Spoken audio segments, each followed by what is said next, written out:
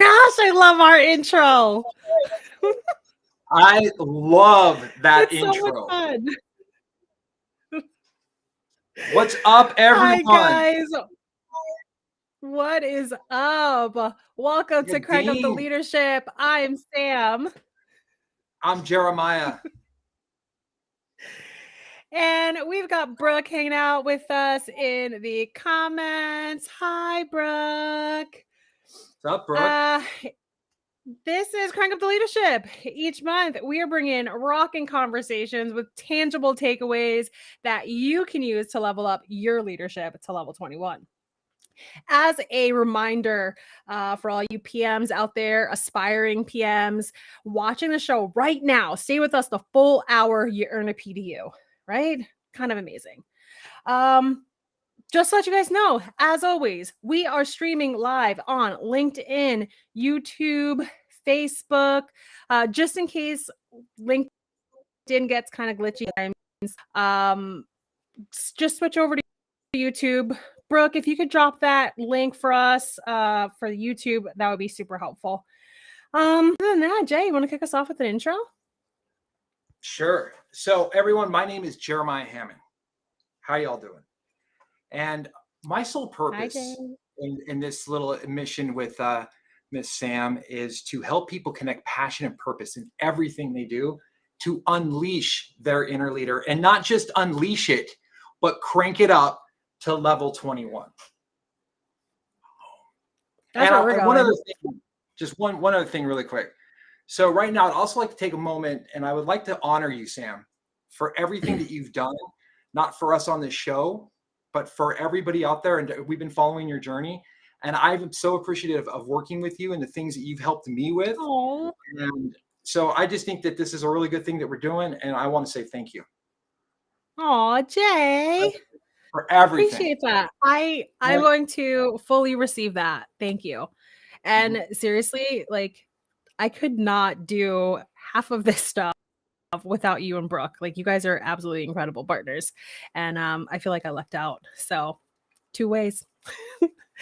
By the way, guys, I'm Samantha Sierra. You guys know me. You can call me Sam. I am a former teen mom who no longer lets my past define me. And really, I just want to help others lead their best lives and realize their true potential by giving them tools to help them lead their best lives. And talking about tools, today we're talking a major tool, self-regulation and leading yourself. Because how can you lead others if you can't lead yourself? Look at these, like, I'm already sidetracked by the comments. Like, look at these guys in the comments. What is up, Light it crew? up. Let's go, cuddle crew in the house. 21. Sorry.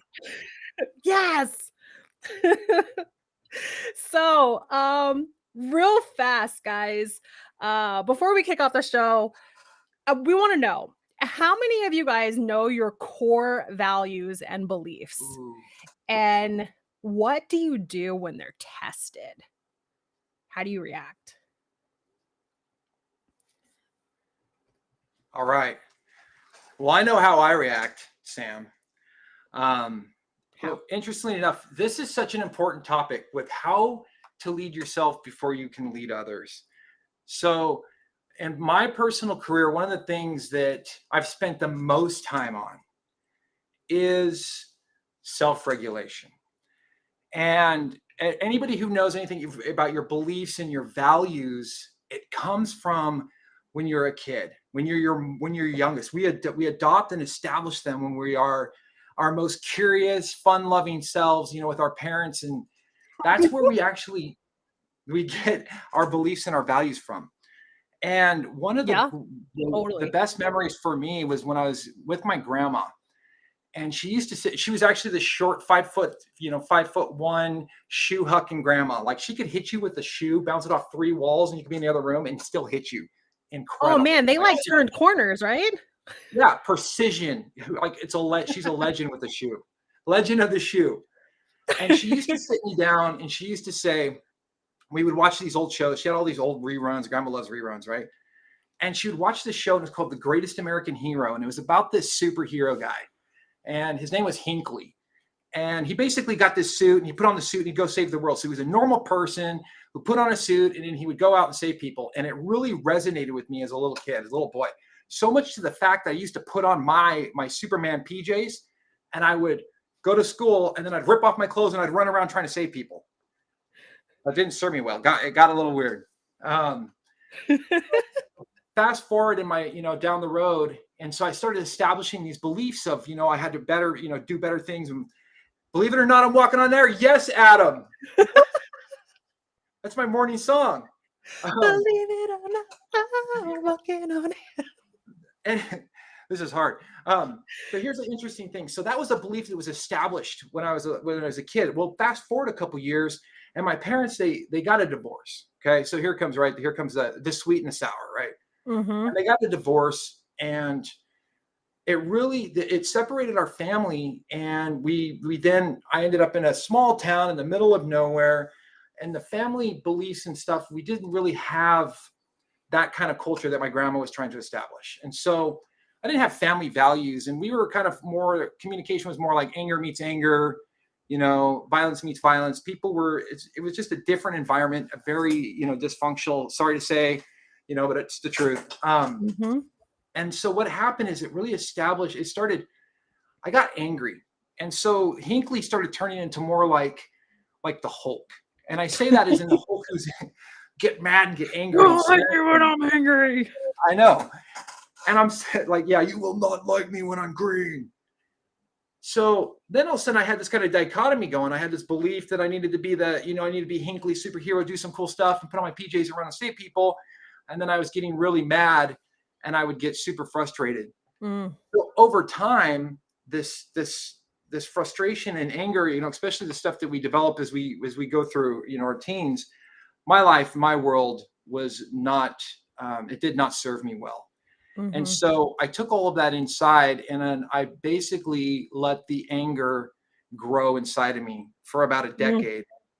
I mean, so much to the point that I decided at one point I was going to form a band called Ravings of a Madman. I mean, picture this. And I drove around the nation screaming at people. And yeah, that's all I did. Drove around the nation screaming at people. Ravings of a Madman. And what happened is I started really developing this reactive environment inside me that was really causing me to suffer. And I'm getting pulled between my values and beliefs. Everything about this self-regulation, your values and your beliefs. I started hitting rock bottom in my life because obviously screaming at people is not very lucrative. And so, well, it can be, but it wasn't for me. And so I had to make a decision. I was sitting there, and a lot of bad things were happening. And I was like, what is causing me to have so much pain inside like this? What is causing me not to live up to these values I established, or this person I think I should be, but at this time I'm turning green and I want to smash everything. And I realized I just didn't know who I was. Ooh. I did not know who Jeremiah was. And when I realized that, and this is really key, I said, well, why? Why don't you know who you are and what causes you to act this way? And that's when it really clicked to me after I smashed a couple more of my little tables running around being the Hulk. I realized that in those times of crisis, the way, everybody knows the world, right? The world is relentless. It loves to challenge us. It loves to stress us out. Yeah. And it was in those times of crisis, I was not able to control that anger, and I let it out, and it revealed who I truly was. And at that time, I truly was the Hulk, and I needed to become Hinckley. And the only way to do that was by working on self-regulation and self-control. And I did a lot of research, and that right there is the key thing that took me, and I'm not kidding everybody, I really want you to lean in on this. In the last 12 years, I went from literally mopping a floor at Applebee's. Okay, Applebee's. And there's nothing wrong with that. There's nothing wrong with it. I made a decision. I changed my mindset. I have to go out and do more. I now run a multi-billion-dollar organization as a program manager. I went from nothing to something in 12 years. That's a lot. It's a lot. And I did that by understanding myself, how to communicate, and self-regulation. This topic right here, right now, is one of the most important that we can give to you, because you cannot lead yourself or lead others if you don't lead yourself. Preach, Jeremiah. True. Like I'm all painfully sorts of in the leveled up hole. right now. I and you know what? Thinking back, like your core beliefs, right? Your core values and your beliefs, oftentimes you don't even realize, but they're not necessarily yours. So growing True. up, before my parents split, I was raised in, a really good home where, treat people how you want to be treated. And if you don't have anything nice to say, don't say anything at all. Right. And um, just just genuinely try to make us be good people. And all of us did. We turned out to be really good people. Um, but and I'm gonna say but, and I know my parents are here and I love y'all, and I'm not saying this to be mean. Um, don't say anything like the whole if you don't have anything nice to say, don't say anything at all. Um, Internally for me, that meant that I always had to agree with people. And if I didn't agree with somebody, then n it was to me, in my mind, a bad thing. So, I internalized, if you don't have anything nice to say, don't say anything at all, to don't be confrontational. Right. So, for me, now I'm totally not confrontational, which is not necessarily a bad thing, right? But it's also, held me back for a long time until I processed that, and it made it so that I kind of left my voice in to myself, like, I didn't put my opinions out there, and, It's it true. took one of my mentors to say, "Sam, lean in, you have really good ideas, and who cares if somebody doesn't agree with them?" And I'm like, "Yeah, but," he's like, "But nothing, just say your ideas, like, you can say them in a nice way." And that permission to, still voice my opinions, even though it went against this belief that I had instilled in me of like, don't say if you don't have anything nice to say. So I had to kind of redefine what nice meant, Yeah. right? Absolutely. Like, does nice mean that I have to agree with everybody all the time? No. Nice means that I can just be a genuinely nice person, but still speak my opinions. It It's was like, interesting. That's so interesting, Sam, because one of the things that I've spent a lot of time and I talk to a lot of people about is that once we understand our beliefs, right, you can shape them to do whatever you want. But oh, you yeah. first have to understand, and we all have beliefs. Beliefs are generalities about how we feel and think about things in the world, right? And Yeah. you and we all have them. And think about when you're out and about in the world and you say, I believe this or I believe that, you have to ask yourself, how does that belief serve me? And is it doing something for me that's harming me and helping me propel Right. myself? And can I adopt a new belief? Maybe I need to adopt a new one. And you did that, right? You realized that all of a sudden you had this Yeah. belief that you should do these things. The same with me. I had belief that I had to meet anger with anger, and I would. Ooh. And it's crazy. Like because my parents did this, and they were yelling at each other. I was like, that's how we react, and so I believe that's acceptable. And it's Yeah. and when reality hits, yeah, it changes the way we think. So the point really to really kick this off, I mean, self-regulation, self-awareness, emotional regulation. This is where you need to manage them before they take control, right? Totally.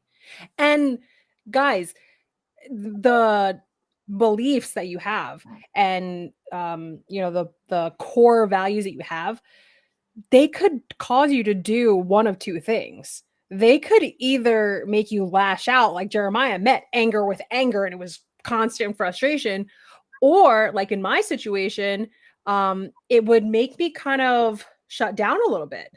So figure out what are your core beliefs and what are your core beliefs make you do? Yeah. You know, like like Jay said, does it serve you? If not, figure out a way to make it serve you. At the bottom line, Sam, it's you control who. Ooh, You control who. Kimberly. Yes, girl. Yes. Sorry, Jay. No, it's all I good. have to that is Like we're taught to smile and be kind and, Mhm. agree. And yeah, it's a thing. It's totally a And it's thing. like Sorry. perfect. So own your power.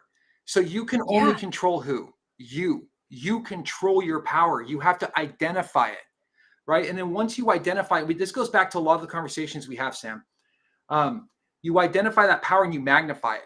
You have to then magnify it and then use that to light other people. That's how you influence others. You don't control others. You never will, no matter how much you try. Your kids, your cats, your dogs, they're going to always figure out a way to work around you. No problem. But you control you and totally. you own your superpower. Absolutely. So own it. 100%. Own it.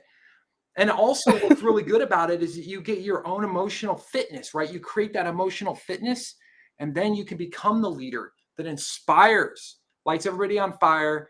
And the next thing you know, innovation, motivation, and collaboration is happening, and we're doing bigger and better things in the world. That's how you do it. Starts with Totally. you. Absolutely. That's where everything starts, right?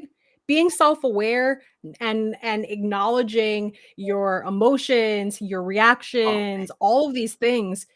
Once you can I once you can hone in and identify those things, whatever those things are, oh, that's holding you back, identify yep. it and figure out how to kick it to the curb.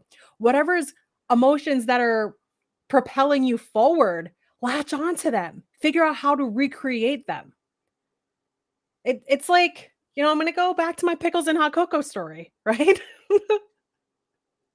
I love this um, story. like I knew that day when I was going into work, I knew by the way that I felt, right? And guys, drop it in the comments. Like, let us know about a time that your emotions, right, were Mm, not in check. Tell us about a time that your emotions were not in check and what did you guys do about it? yep. Get them in the chat. Light up the Yeah. chat right now. Let's get it level 21. So, Level my pickles 21 and hot world cocoa. shoots. Sorry, Sam. That's okay. So I realized immediately when I was going into work that my mindset just wasn't there. I was angry. I was frustrated. I didn't necessarily know why. It was just an off day. And it's totally fine. It's totally fine to have off days. I'm not going to be that person that's like all toxic positivity and like happy, happy, joy, joy 100% of the time. It doesn't Great. I'm doing exist. great. I'm doing great. I'm doing great. Sometimes you have an off day and it's totally fine. That was my off day. And I knew it. As soon as I went and opened the doors, I knew it. Mhm. But because I realized that I wasn't in that mindset that I normally am, I wasn't feeling fantastic that morning. I immediately said, "What am I feeling? Why am I feeling this way? And what do I have to do to avoid making my day worse?" Mhm. Right? And I use the analogy all the time. Think about it. Positivity is like a nice, warm, comfy mug of hot cocoa, right? I will do anything to have that nice, warm cup of hot cocoa. Extra marshmallows, AKA extra positivity, throw them bad boys in there, It's a bonus. right? But I don't want pickles in it. Pickles is negativity, right? If somebody comes and they try to throw pickles with extra juice in my hot cocoa, no, I don't want it. So I kind of like whatever I can do to shield my hot cocoa, and that's what I did that day.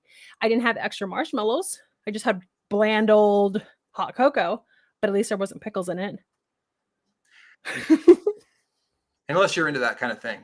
Unless you like pickles and hot cocoa with marshmallows, that sweet and vinegary. Here's Yeah, an I interesting don't. thing. Jim Rohn said this really well. He said, guard the gates, guard the doors of your mind as if your life depended on it. And what he was saying is that and this goes back to what you're saying, when you're guarding, you got this warm cup of hot cocoa, all these things are happening. He's saying your focus is your superpower. And Mhm. you let in there what's going to go in and take control of you. We go back to everything's about self-regulation. Your whole life is what you see. It's the meaning you give it, the actions you take, period. And then the thoughts, the meaning you give it and the actual behaviors, your thoughts and your emotions will drive your decisions. So you have to be very picky on what that is. And so when I think of Mhm. pickles and hot cocoa, I'm like, I'm guarding that hot cocoa with my life, Sam. Seriously. Yeah. Seriously. And check out what Steven said, right? I used to just shoulder through every tough day and keep pushing. Now, if the day is rougher than, say, 15% off, I just take the day. I won't put my team at that wrath or the possibility that my mood will negatively affect my team. Oh, and that's that Like, is powerful because it like will. that is self-awareness and self-regulate. Like that is the exact point that we are trying to drive home tonight. And the thing about that, Stephen, is that emotions are contagious. And as leaders, if we can realize our emotions are contagious, we can either light up a room or we can suck the life out of a room. And if we Mhm. know that, and you know what, if you're a maximizer too, and you do that normally, and you walk in there, you'll know you have that superpower. You need to know it because you'll Totally. also know that right now in your life. If you like, why is it sometimes I go in a room and I just destroy the mood, and it's because you're not looking at how your body language goes back to communication, right? Your body language is affecting the team around you. Absolutely. You're putting pickles in their hot cocoa. Nobody I love wants that. that. Nobody wants pickles in the hot cocoa. What is it? And um Brooke, I don't know why I can't pull up Adam's comment, but can you click on Adam's comment? I want to throw that up on the screen. Adam. Yeah. Early in my training career, I lost my mind over a bunch of unscheduled and poorly communicated last minute changes before a large onboarding group. Instead of thinking clearly and enforcing boundaries and making reasonable changes, I went on the war path. Like, I'm on a war path. I think we've all been there at one time or another, but like, how does that help your team? Right. And it's so hard in the grips of it. It's so hard in the moment to be able to, dial it back. Um, but that's the key, and that's what we're going to talk about today, right? Oh, so Stephen, this is interesting. I've been in a situation where I made a mistake, and everybody out there who, when you're working in a team, I mean, I'd say raise your hand if you could, but you can't. So, how many of you ever just let your emotions overrun yourself, and you've actually called a person out unexpectedly, hijacked their amygdala in the room, and have you noticed Oh, how it makes the whole team feel, not just the person, but the whole team? And it could just be innocently, you said, oh, somebody didn't do their action.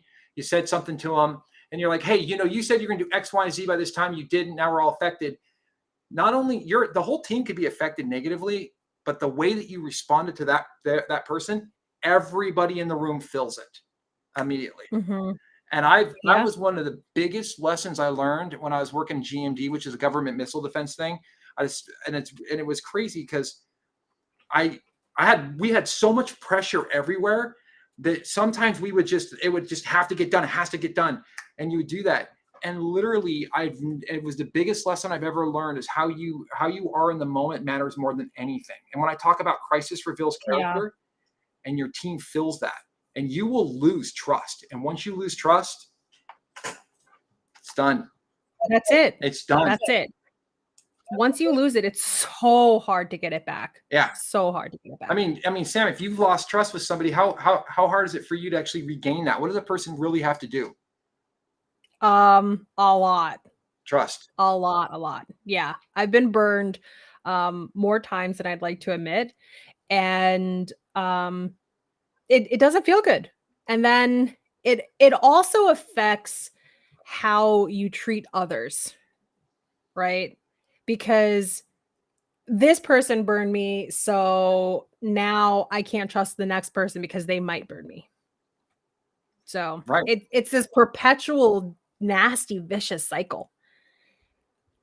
But yeah, I mean, and that's why we're focusing on this, right? That's why we're focusing on self-regulation. We really want to hit home the importance, like the incredible importance of self-awareness, right? Because just like positive mindset is the foundation for your growth mindset, Mhm. That's the same thing. Self-awareness is the foundation for you to be able to self-regulate. Yes. Right? Yes. It's funny because people talk about self-awareness, and when you're like, all right, everybody, let's do some self-awareness, it's like, oh, snoozer, right? Oh, It's boring, boring. but it's one of the most important things that we can do. Honest self-assessment is the key to understanding self-regulation, and then being able to control yourself so you can go out, build great relationships, and do the best that you're ever going to do and leave your legacy in life, period. It is the superpower. Period. Totally. Yeah. And the military uses it, right? Like, doesn't the military have some kind of tool that they use? So here's a really, really, really cool thing. How many, again, I would say raise your hand, but I love when I do research on people and self-regulation, because this is my journey. I mean, I just wrote a whole book on this, on really on how project managers how they can actually sustain and do things in their life under mad amounts of stress. And when I do, I did that. This one? Yeah. And thank you for everybody for helping, by the way. Right here, this lady, she helps. She's great. And Brooke too in the background. Where's she at? I don't see her. But when I look to people and I look to like, where do you find the moments where people are under the most pressure? I look to the military. And one of the things for resilience, self-regulation, Totally. and because they at the time when they're out boots on the ground, they're only as good as the people around them and how they regulate their emotions, right? Their life depends on how their people around them are going to regulate their emotions. Yeah. That's like your team. Different scenario. I know that they're macro, micro. Your team, same thing. You're as good as your team that you build and how you regulate it. And so a couple things that we want to do here, and this is going to be kind of an interesting, is we want to walk you through some tools from two tools I found that are really cool from the military. Who's in for that? Y'all in for that? I'm in. I'm nervous, but I'm in. Read Extreme Ownership. Good. Yeah.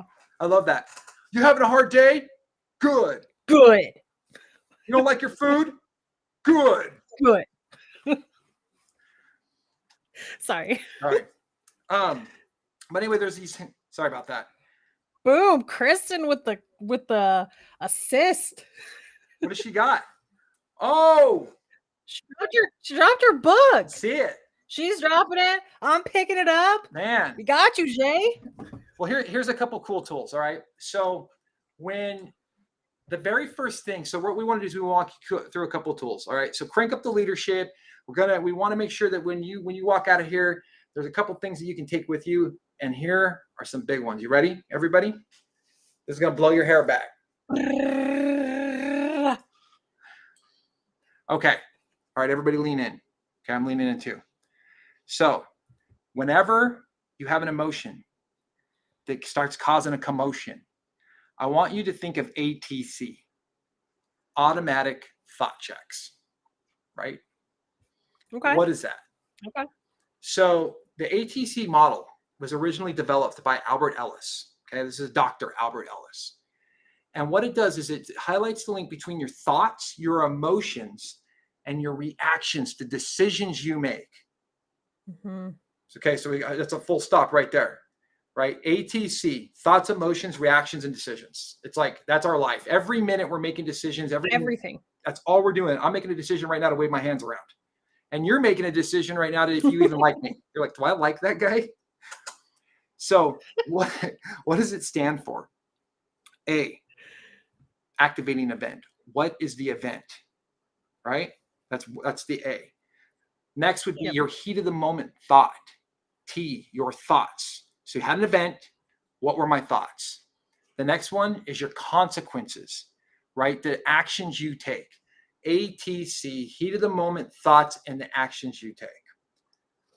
All right. So this is a very cool tool that you can use right away whenever you start feeling yourself getting out of control, right? If something's happening and you're feeling emotional, you can leverage one of these. I get like that in the car. Hardcore sometimes.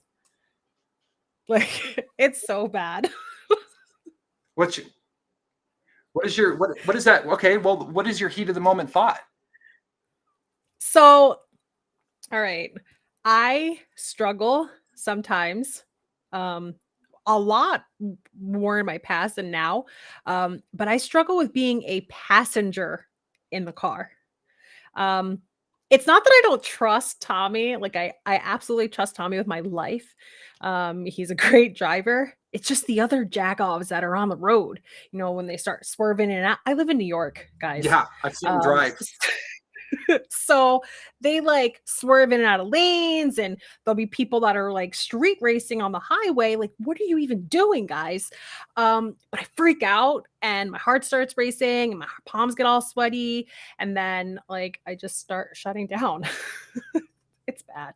So I've cried. wait, so are you thinking this is like more of a danger or trespass? What's the thought? What's the theme of the thoughts you're having? Danger.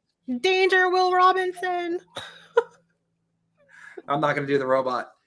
Brooke just cringed. She went, oh no. So danger. You think more danger? So it Oh, would totally. just be. It's like It's like worst case scenario. you'd be like going through anxiety and agitation, right? Oh, And anger. so bad. So bad. Oh, I don't even like the LIE at 7:30 in the morning, Nicole. The LIE is like 3 lanes, sometimes 4 lanes, and people are just trying to get to their jobs, and there's like an HOV lane, and people don't like to pay attention to the rules of the yeah, we're not gonna go down that tangent. I mean, Because I freak out. I'm feeling like there's an issue here. Yeah, I grabbed the oh shit bar and I just kind of like, I'm like, stay away from that person. Don't get too close. Watch out for and Tommy's like, I am driving. Leave me alone.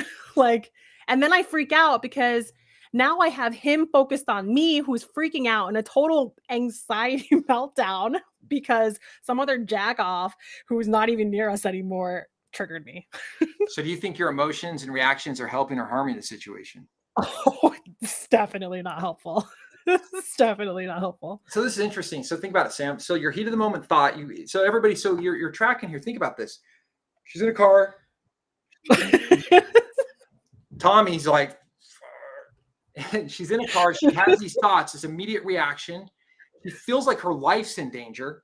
So her amygdala is hijacked. She has an emotion and reacts. She gets anxiety. She's getting agitated. She's probably talking. She's making the situation not better. Does that sound about right? Totally. So Totally. this is something that they teach in the military. It's called ATC. So everybody, anytime that you have the freak out session, she's like, freak out. I just did a parody of Brick House, but called it Freak Out. Totally. Totally. But the interesting thing is like this is a serious tool. Anytime that you have like this amygdala hijack, this heat of the moment thought, you should write it down. You should journal. You should stop. You should ask yourself, why am I doing it? It's the art of self-control. It's the art of self-awareness. And the very first thing you should do, understand this. Why? What was the actual event? How did it trigger me? What were my thoughts? And then what action did I take? The cool thing is we because of the way our values and beliefs are made, we're going to tie it back to this. You're going to see patterns. This happens a lot. This is a thing that happens a lot, right, Sam? Yep. Yeah. Yeah. I mean, so it happens a lot less now. It used to happen a lot more in my past. I've put in a lot of work because I've already done a lot of this work, which is, why I'm confident having this conversation with you and really wanting to bring this to the Cuddle Crew because I've already worked through this stuff. And I'm not saying I don't have anxiety anymore because clearly, by the way that I react, I still have anxiety from that. Yep. But it's way less. It's way less frequent. So this comes to the next tool. This is good. So the very first thing we were telling you is ATC and what Sam's saying. This is good. And I really got to dive in this on the Sam. I got to dive deeper, Sam. I'm sorry. I'm pulling the thread. That's okay. Pull it. So have you heard of the iceberg analogy? I have. We discussed it a little bit, but not in depth. It's in the book. You said that we were going to talk about it, and I said that I would trust you, and here I am trusting you. Okay, so whenever we think of the heat of the moment thoughts, remember it's in the book, Sam. It's in the book. I got to keep going back to the book. Whatever you think of the heat of the moment, thoughts. That's your Mhm. surface level. That is the tip of the iceberg. No pun intended. Now, this is the surface of our awareness. This is what you know now. Now, detecting icebergs, and this is really, really cool. And when I found this out, I was like, this is what I've actually seen some really cool posts recently where people talk about. It's like the anxiety, the depression, all the things that are running unconsciously in your mind live underneath the surface, right? And Totally. so your icebergs, what we call are, these are your core values and your beliefs, right? And these are can be triggered to cause you to overreact in times of stress. Crisis reveals character. And that has to cause you to be Mhm. happy. There could be some things running automatically in the background that you just don't remember, and you see it in a song, like a song, and you're like, ooh, I love this song. And those are all part of this iceberg, these unconscious, songs that are running in the back of your mind. So Yeah. your core values is what you aspire to. Your core beliefs are what you Mhm. believe to be true in the world. We talked about that. Yeah. So if we look at your car response, like how do we get to the triggering event? Like what is the really bottom, like underneath the surface level if you want to jerk the wheel? Don't jerk the wheel. Right? It's I I try not to. Good.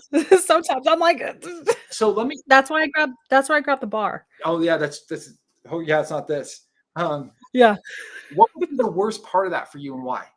Really, what's the worst part of that whole situation for you and why? It's definitely control. It's definitely the control aspect. Um, and really, I think it goes back to, like, trauma from my younger years, from my teenage years. I've been pretty open and candid about, my past, and I'm telling more of my story, but, I had an ex who gaslit me for years. And I didn't even realize that it was happening until much later on in life when I had the chance to actually look back and really think on things and reflect. Um, he controlled everything. How I wore my hair, how I dressed, how I acted, everything. And my mom's ex-husband, he used punishment, right? For every little thing, I would be grounded a week at a time, 2 weeks, 3 weeks, whatever. It was just perpetually like his way of controlling me was keeping me in the house.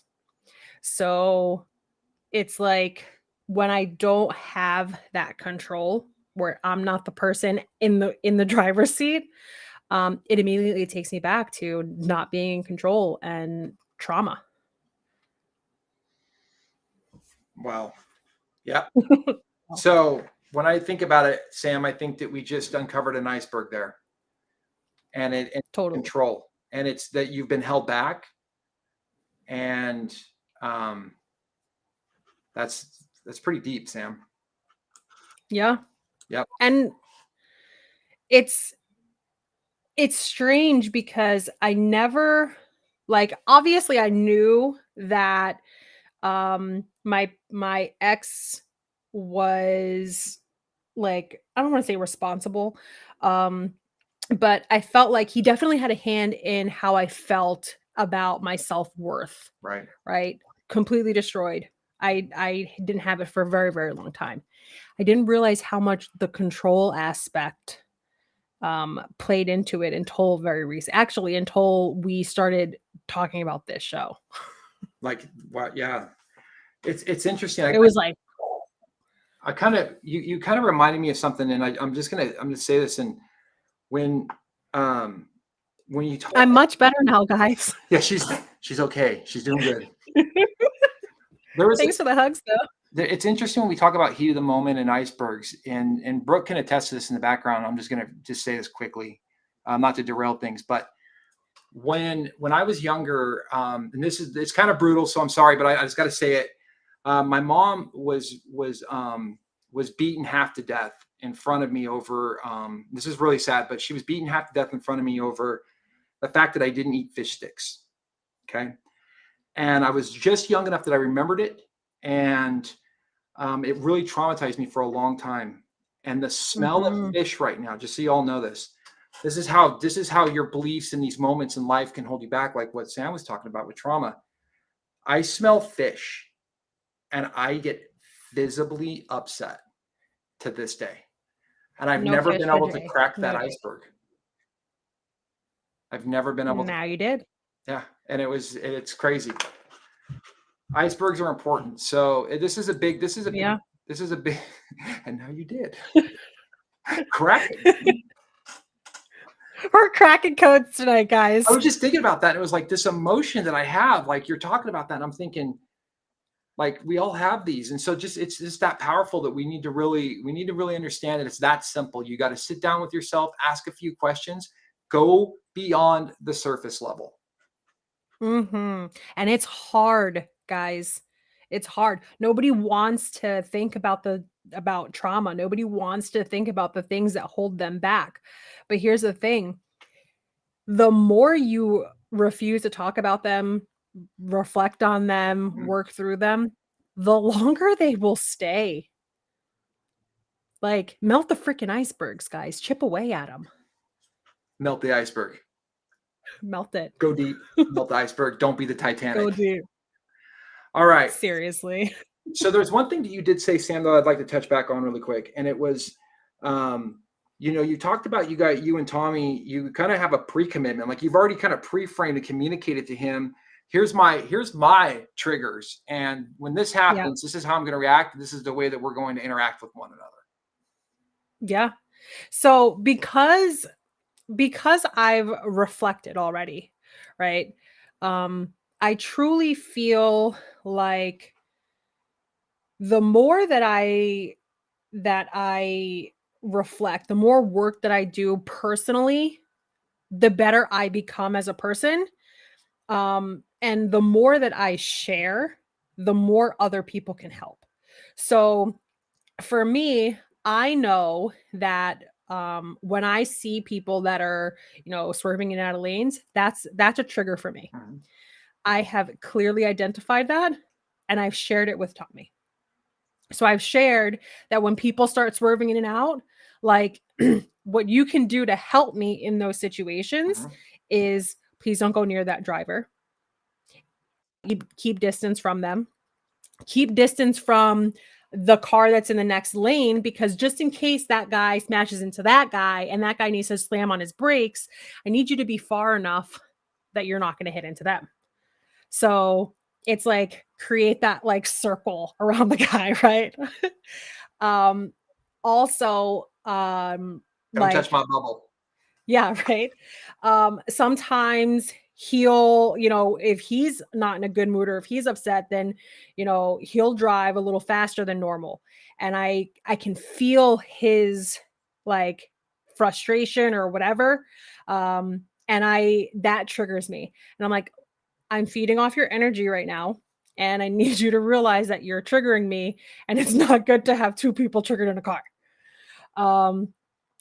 If people start slamming on their brakes, that's a trigger for me. It's all these triggers, and I have literally, I've just dug into them. What triggers me? Why do they trigger me? And I have communicated to Tommy so that he knows what my triggers are and he helps me avoid them. So if there's a guy who's like going in and out of traffic and like he knows that it's going to affect me, he will literally like, Sam, just look at your phone right now. Just don't even look at the road. Like, just look on your phone. Because he knows if I look up and I start seeing everything, I'll be triggered. Yeah. So this is really cool because you've got that what we call the power of pre-commitment. And the power of pre-commitment is that you've done the analysis, you've done the deep work, you know who you are, you've pre-committed, you've now worked it out with your significant other. You and Tommy he knows this. And so he's committed to trying not to make that situation worse. And this is something that people really need to know. When you start working on self-awareness and self-regulation, you have to then make a commitment to yourself. And that commitment is, how are you going to interact in these moments? What are you going to do so that you can then be your most powerful self in the moment when it matters most, in the heat of the moment? That's when it matters most. These high stake conversations and moments in life, if you crack under pressure and throw a fit and smash the table, you're not going to be the person who's going to the next level when it matters the most, because people can't rely on you. You're not the person that we're going to want behind us to help raise us up. because you're going to be unstable. People recognize that in those high stakes Mhm. conversations. So we have to get our emotions in check. That means you have to be on the offense in your life instead of the defense, which means you have to plan, Yeah. prepare, and know what your triggers are. That is the power of Yeah. the self regulation and self control, and willpower is a big piece of that. And everything that you do is a commitment. You have to honor yourself, and you have to not deviate from it. That's the pre commitment. You pre commit, you do not deviate. We're human. We're going to make mistakes, but you do your best, and you will see your life go to the next level. Absolutely. Absolutely. And, Paul, I'm trying to find, my restream is all wonky. I'm trying to find There it Paul's is. um thing. Your story will become someone else's. And like, how freaking powerful is that? Right? So Your keep message. yeah, keep sharing your story, because you never know. You absolutely never know who out there is struggling, because we all put on a mask. We all put on a brave face and we go out there and we try to conquer the world. And So, it also gives us, it gives other people a place to leverage it from experience, so they don't have to go through some of it. You hear that all the time. I've gone through it, so I'm giving it to you because I've gone through it, so you don't have to. mhm. That's called modeling, and that's true, and we should do that. You can do that with success. You can do that with other. The stove is hot. Don't put your hand on it. Somebody's Yeah, story can help you in a moment. Your story, Sam, there could be 100 people out there listening to this story and get a distinction from your story and be like, oh my God, this changed, and change their life in the moment because of your experience and how you managed to control it. That's the power of the story. And that's the power of being human, and our experiences. We can share them with people. that's Hey, the whole. Brooke, can you pull up Paul's question? You had a question? Yeah, she pulled it up, but then I started talking about his quote. I'm curious on both of your thoughts about this. In my experience, when you can talk about something traumatic with gratitude, that's how you know you've conquered it. High five, Paul. Boom. Boom. 100%. Seriously. That means you've learned from it, and that you know that how it's actually propelled you forward. Yeah. Yep. Yeah. Because at the end of the day, like, nobody's gonna look back at trauma and say, "I'm so happy that happened to me." But I can look back on my crap and all my trauma and say, "You know what? At this point in my life, whatever happened, happened, and I'm stronger today because of what happened. I am Come from a who I place of am." knowing. Yeah, I am who I am because I went through some stuff and I persevered and I become resilient AF, and that's how it is. It's like I posted today, right? My acronym. I made up an acronym for BRAVE. Being resilient amidst varying environments. Everything can change. Who you are at your core, who you are as a person, become resilient.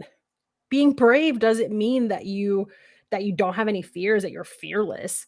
Being brave means that you are going to do something because you're scared, and you're going to do it anyway. Lean into that. Lean into it. Lean. Totally.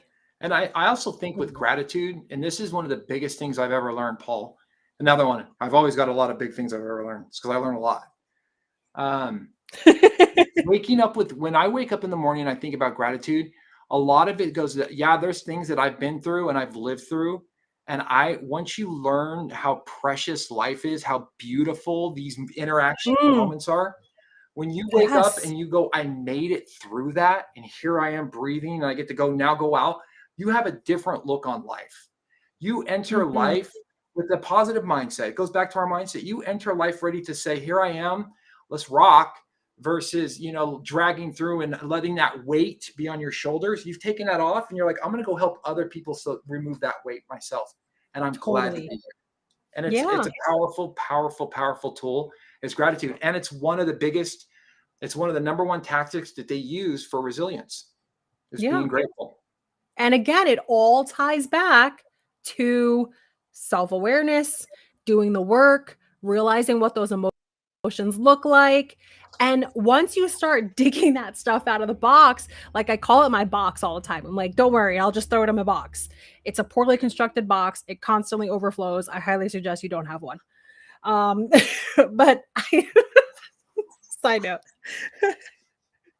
So what I do is I pull stuff out and I process that thing.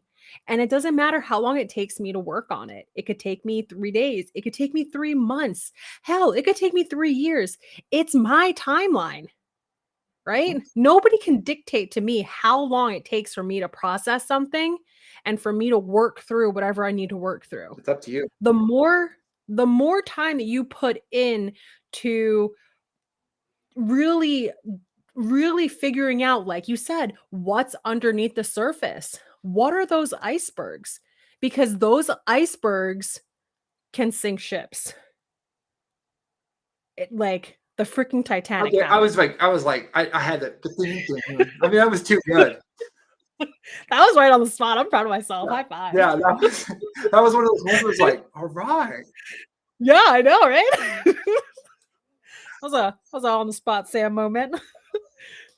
All right. But I mean, it really is. And it that's how it ties back to leadership, right? It does. So at the end of the day, guys, we want you guys to remember, right?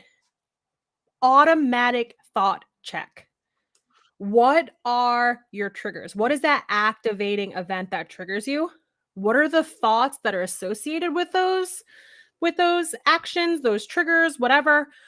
And then what are the consequences, the emotions you feel, the actions that you take? And really, how can you start changing those behaviors, those consequences? And I was going to say the throats you don't punch on throat.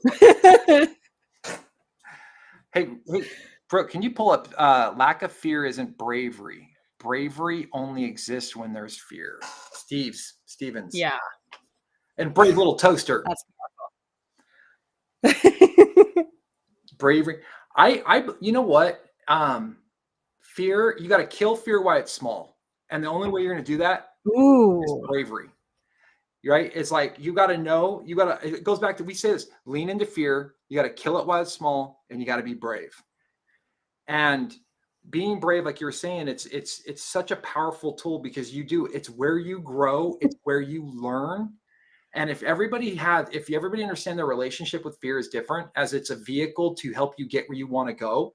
Because if you're scared of it, if you're scared of something, go for it. I mean, obviously, if it's like, there's a borderline of like, playing Russian roulette or something. Don't. Yeah, there's a fine line of like stupid, don't do that. Yeah, don't do but like go do it. Yeah. Find that line. Make sure you don't cross it. Yeah. But come close. Yeah, lean in. Like if you're at work and you're like, want to say something and you know it's right, like it's the right thing to say, but you're scared because you're nervous because people say it. Step out of your comfort zone. Be brave. Have the courage to do it because you're going to learn. You're going to grow. And we restrict our ability to do great things because we don't lean into fear and we're not brave. I love your little acronym, by the way. And by the way, that was a great photo. That right, Ember? Yeah. I love Ember. Yeah. All right, guys. We have a few moments. Jay, any final thoughts on before we on tonight? Yeah, before we jump in, I want to see, we got a lot of comments in here. I want to see cruise through them and see if we can answer some questions because we got a lot of people saying a lot of good stuff. So many. I want to be a brave little toaster. We're all brave little toasters. Awareness and clarity are so important because everything in life is relative. It's relative to your experience, right? It's relative to who you are as a person.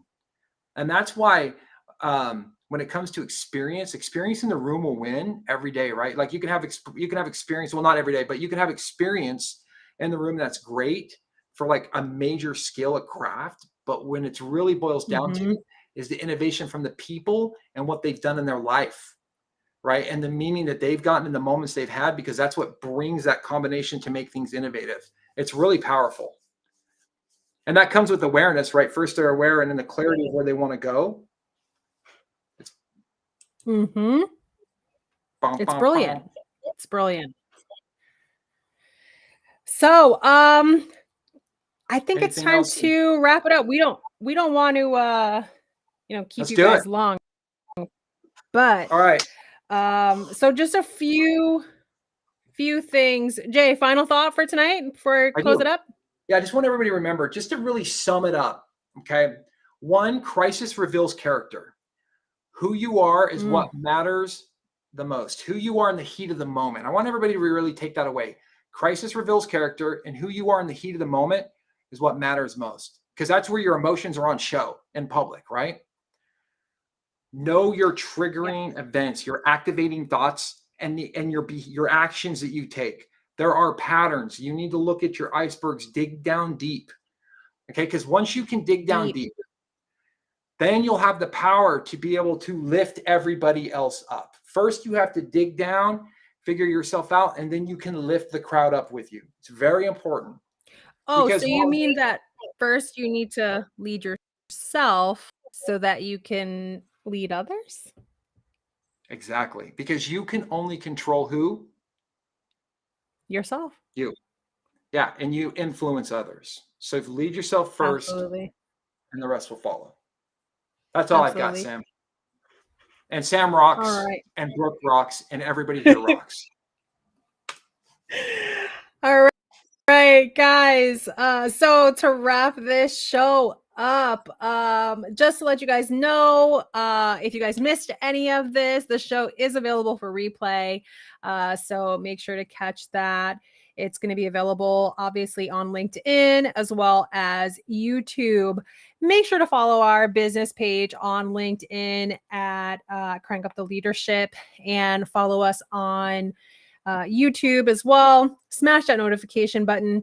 And also, guys, just gotta say, like, pick up your freaking copy. Get your freaking book.